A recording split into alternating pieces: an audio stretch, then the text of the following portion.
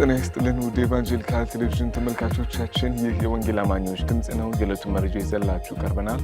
ከመረጃዎቹ ጋር ከእናንተ ጋር የምንቆየው የአማኑኤል ሌቢሶ ከመላው የስቱዲዮ ባለሙያዎች ጋር በጋራ በመሆን ነው። አብራችሁን ቆዩ። ሰላም ለኢትዮጵያ ከላይፍ ኤንድ ፒስ ኢንስቲትዩት ጋር በመተባበር የሃይማኖት መሪዎች ሚና ለሰላም ግንባታና ለማህበራዊ ትስስር በሚል መሪ ቃል የሰላም ኮንፈረንስ አካሄደ። ባልደረባችን ናና ንጉሴ ተጨማሪ አለው። ሰላም ለኢትዮጵያ ከላይፍ ኤንድ ፒስ ኢንስቲትዩት ጋር በመተባበር የሃይማኖት መሪዎች ሚና ለሰላም ግንባታና ለማህበራዊ ትስስር በሚል መሪ ቃል ታህሳስ 2 2018 ዓ.ም በአዲስ አበባ ቤስት ዌስተርን ሆቴል ኮንፈረንስ አካሂዷል። በመርሃ ግብሩ ላይም የሰላም ሚኒስቴር ተወካዮች፣ የሃይማኖት መሪዎች፣ የቤተ እምነት ተወካዮች፣ የሀገር ሽማግሌዎች፣ የሰላም አምባሳደሮችና የሚዲያ ባለድርሻ አካላት ተገኝተዋል። መርሃ ግብሩን በጸሎት የሃይማኖት መሪዎች አስጀምረዋል። የመክፈቻ ንግግር የላይፍ ኤንድ ፒስ ኢንስቲትዩት ኢትዮጵያ ዳይሬክተር አቶ በላይነህ ማዘንጊያው ከፍተዋል። እንኳን በሰላም መጣችሁ ለማለት ወዳለሁኝ። ዛሬ በእናንተ መካከል ተገኝቼ አጭር መልእክት ማስተላለፍ በመቻሌ ታላቅ ክብር ይሰማኛል። በመቀጠል የሰላም ኮንፈረንስ ከኛ ጋር ከላይፍ ኤንድ ፒስ ጋር በመተባበር ያዘጋጁትን የሰላም ለኢትዮጵያ ተቋም አመራሮች የሰላም ለኢትዮጵያ የሥራ አስፈጻሚ ኮሚቴ የቦርድ ዳይሬክተር አቶ አለሙ አማረ አሁን ካለንበት ሁኔታ ለመውጣት ምን ማድረግ አለብን፣ የሃይማኖት ተቋማት ለሰላም ያላቸው ሚናና እንደ ሀገር ምን አይነት ስልት ይኑረን የሚሉትን ነጥቦች አንስተዋል። ሰላም ለኢትዮጵያ የሃይማኖት አባቶች ለሰላም ግንባታ ያላቸው ሚና ላይ እና ከማህበረሰብ ጋር በሰላምና እርቅ ጉዳዮች ላይ እንዲሁም ሚዲያና ሰላም ላይ እየሰራ እንደሆነም ገልጸዋል።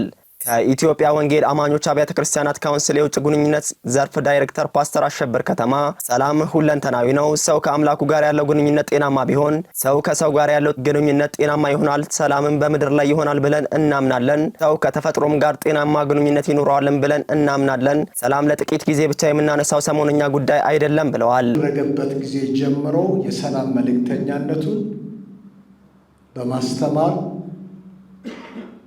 ደግሞም በተግባር በመግለጥ ለዘመናት ሲሰራው የቆየ ብርቱ ስራ ነው። በእኛ እምነት እና በእኛ አስተምሮ ሰላም ሁለንተናዊ ነው፣ ሆሊስቲክ ነው። ሰላምን በጣም አጥብበን የምንመለከተው ጥቂት ነገር ሳይሆን ሰላም ሰው ከአምላኩ ጋር ያለው ግንኙነት ጤናማ ቢሆን ሰው ከሰው ጋር ያለው ግንኙነት ጤናማ ይሆናል፣ ሰላምም በምድር ይሆናል ብለን እናስተምራለን።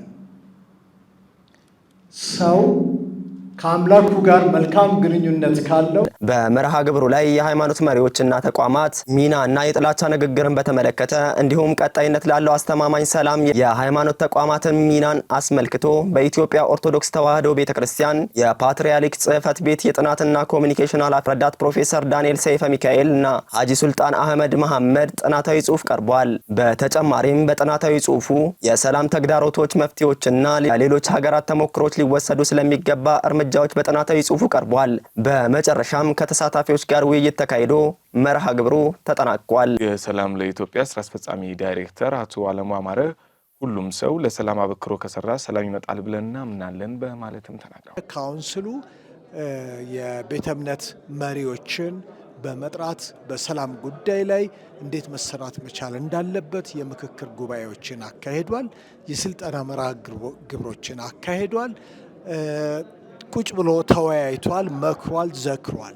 ከዚህም በኋላ ደግሞ እንደ ትልቅ እቅድ አድርጎ በሰላም ጉዳይ ለመንቀሳቀስ እንቅስቃሴ ላይ ይገኛል። ስለዚህ ካውንስሉ እንደ አንድ የአቻ የሃይማኖት ተቋማት የሚሰራቸው ብርቱ ስራዎች አሉት።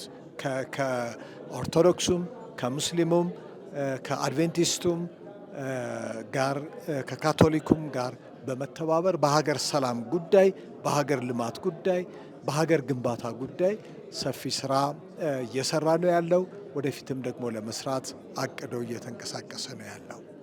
የሰላም ለኢትዮጵያ ስራ አስፈጻሚ ዳይሬክተር አቶ አለሙ አማረ ሁሉም ሰው ለሰላም አበክሮ ከሰራ ሰላም ይመጣል ብለን እናምናለን በማለትም ተናግረዋል።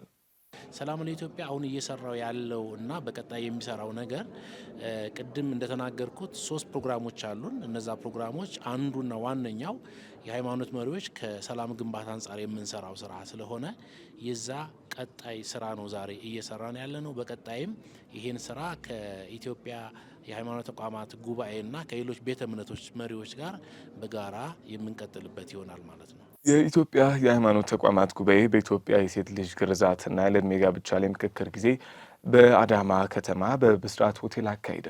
ታህሳስ 2 2018 የኢትዮጵያ ሃይማኖት ተቋማት ጉባኤ በኢትዮጵያ የሴት ልጅ ግርዛትና ያለዕድሜ ጋብቻ ላይ ምክክርና ውይይት ጊዜ በአዳማ ከተማ ያካሄደ ሲሆን ከሃይማኖት አባቶችና ከሚዲያዎች የተወከሉ አካላት በምክክሩ ላይ ተገኝተዋል። ያለዕድሜ ጋብቻና የሴት ልጅ ግርዛትን የማስቆም ብሔራዊ ጥምረት ማጠናከሪያ ፕሮጀክት አስተባባሪ የሆኑት አቶ አበባ ቦጋለ በበኩላቸው የሴት ልጅ ግርዛት ሃይማኖታዊ መሰረት የሌለው በመሆኑ የሃይማኖት አባቶች የሴት ልጅ ግርዛትና ያለዕድሜ ጋብቻን ከመከላከል አንጻር ሊወጡት የሚገባቸውን አይተኬ ሚና በስፋት በመድረኩ አቅርበዋል። በዚህ መድረክ ላይ የተሳተፉት በዚህ ርዕሰ ጉዳይ ላይ የተሰሩትን ስራዎች በመግለጽ የልምድ ልውውጥ አድርገዋል። ተመልካቾቻችን ለዛሬ ያዝናቸው መረጃዎች እነዚህን ይመስላሉ። ከመረጃዎቹ ጋር ከእናንተ ጋር ቆይታ ያደረግኩት አማኑኤል ሊብሶ ከመላው የስቱዲዮ ባለሙያዎች ጋር በጋራ በመሆን ነበረ። ከቀሪ ኢቫንጀሊካል ቴሌቪዥን ፕሮግራሞች ጋር መልካም ቆይታ